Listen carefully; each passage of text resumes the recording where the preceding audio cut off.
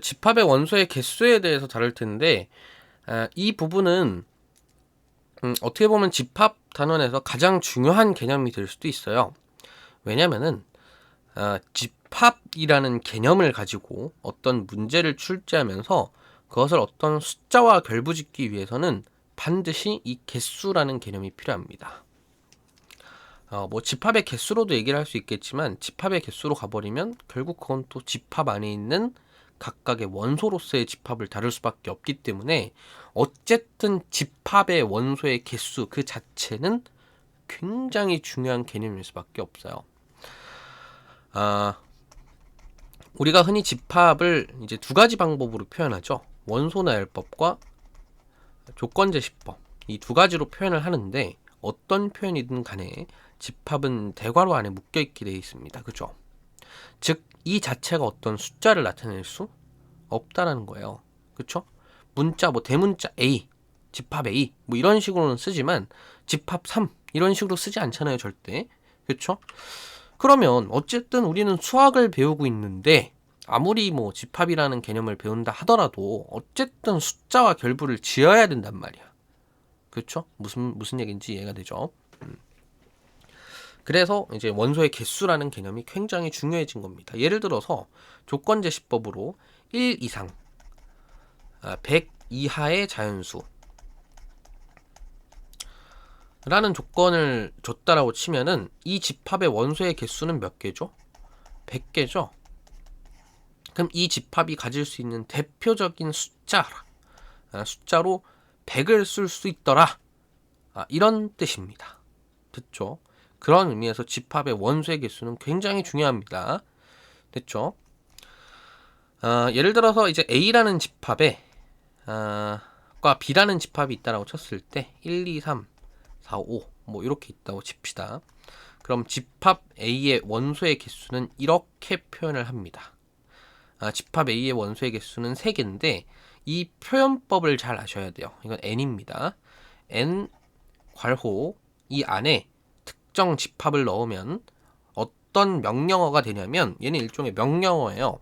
무슨 명령어냐면, 야, 여기에 내가 A라는 집합을 넣을 때는 이 A라는 집합의 원소의 개수를 내놔.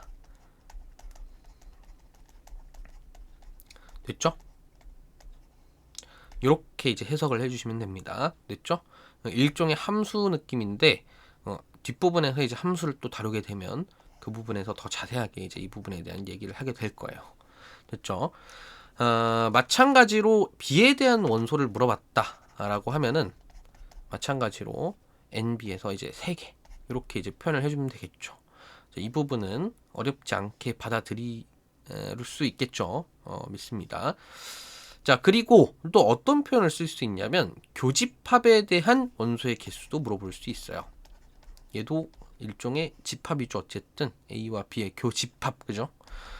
그러면은 3 쓰면 안 됩니다. 원소의 개수 1개다. 그쵸? 이렇게 쓸 수 있어야 돼요. 자, 그러면은 뭘 또 쓸 수 있냐면, 합집합도 쓸 수 있단 말이야. 합집합은 총 몇 개예요? 5개죠. 자, 그래서 여기서 나타나는 중요한 성질이 뭐냐면, 집합은 일반적인 연산 결과를 따르지 않습니다. 사칙연산의 일반적인 연산 결과를 따르지 않는다는 거예요. 이게 무슨 말이냐면, 합집합은 어쨌든 집합의 합이잖아, 그죠? 그러면은 얘는 A의 집합의 원소의 개수와 B의 집합의 원소의 개수를 더하면 나와야 될 것 같지만 아니라는 거예요.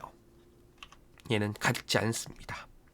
얘가 같게끔 해주려면 어떤 과정을 거쳐야 되냐면, 반드시 여기서 교집합을 한번 빼줘야 돼요. 이 과정이 왜 들어가냐면, 잘 보세요. A라는 집합의 원소의 개수와 B라는 집합의 원소의 개수를 더하면서 뭐가 중복이 되냐면 3이 한 번 중복됩니다. 즉 3이 2번 들어가요. 오케이? A의 개수를 세면서 1, 2, 3, B의 개수를 세면서 3, 4, 5 이렇게 개수를 셌단 말이야. 그럼 당연히 중복되는 3 중에 하나를 제거해준다 라는 개념에서 반드시 교집합을 한번 빼주셔야 됩니다. 이게 집합의 원소의 개수를 구하는 과정의 핵심이에요. 정말 너무너무 중요합니다. 근데 지금 뭐 한번 들었을 때 대충 이해가 되지 않아요? 그죠?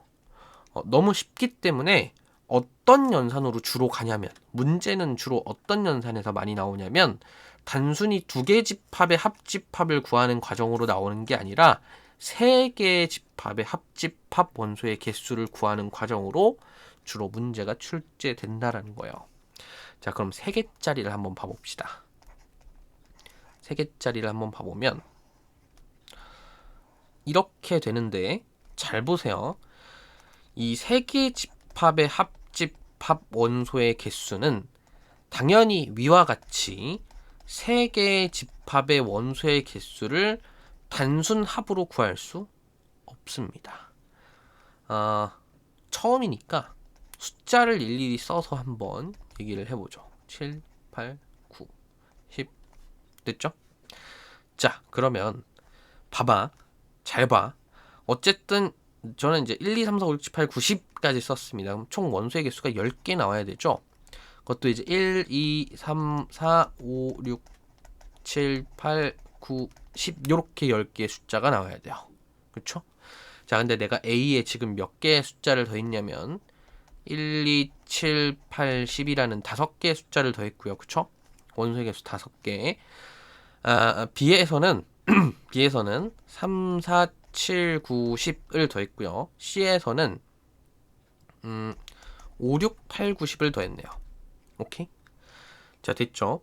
여기서 이제 어떻게 하냐면 중복된 애들이 지금 7이 뭐 이렇게 중복이 되고, 그 다음에 8 중복될 거고요. 9도 중복될 거고,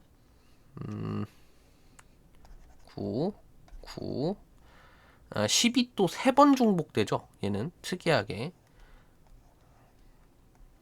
나머지 이제 중복되는 거 없습니다. 그래서 얘네들을 이제 제거를 해줘야 되는데, 자, 어떤 식으로 제거하는지를 잘 보세요. 자, 7, 그죠? 7과 10을 동시에 제거하기 위해서 A와 B의 교집합의 개수에 해당하는 애를 빼줍니다. 됐죠? 그럼 우리가 7과 10을 하나 지울 수 있어요. 7과 10을 하나씩 지웠습니다. 됐죠? 그 다음에 10과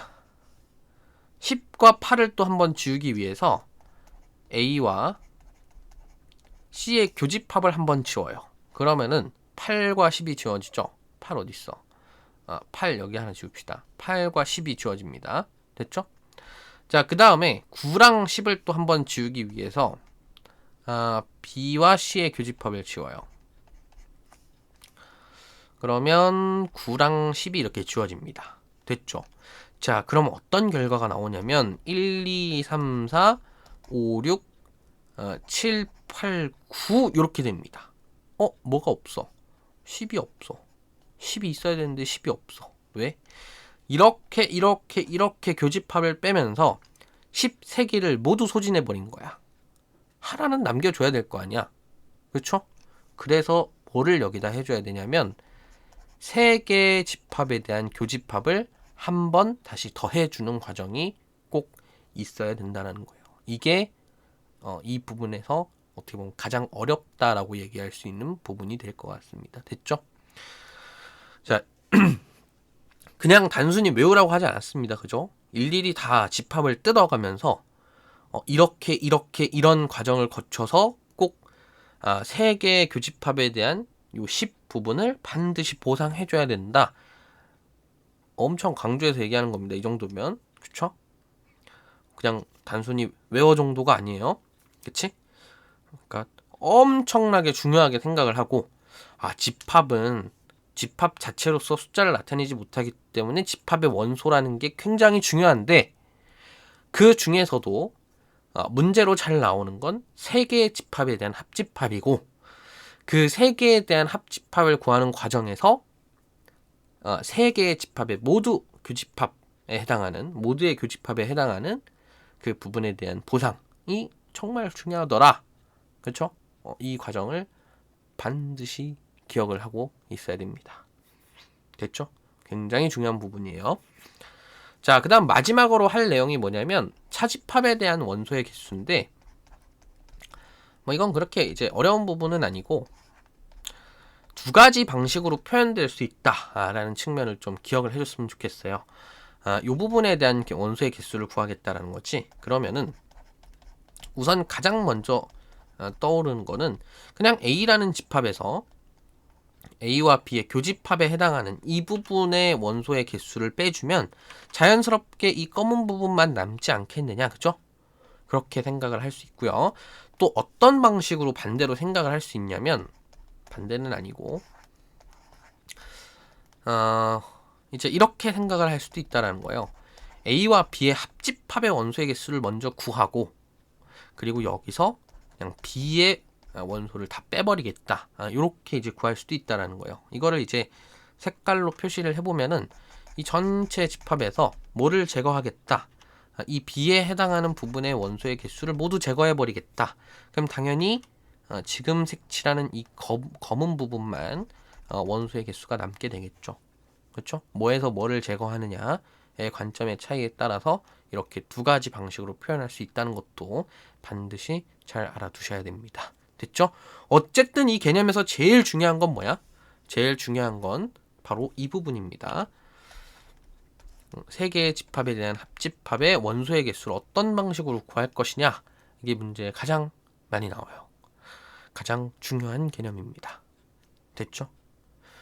그리고 아까 처음부터 강조했던 것처럼 집합의 원소의 개수가 도대체 왜 중요한지, 왜 이 부분이 문제로 나올 수밖에 없는지, 이런 부분들도 반드시 알 듯 할 듯 잘 챙겨 가셔야 나중에 고난도 문제에 접할 때 이런 느낌적인 측면들, 평가원의 눈, 그런 것들을 명확하게 바라보실 수 있습니다.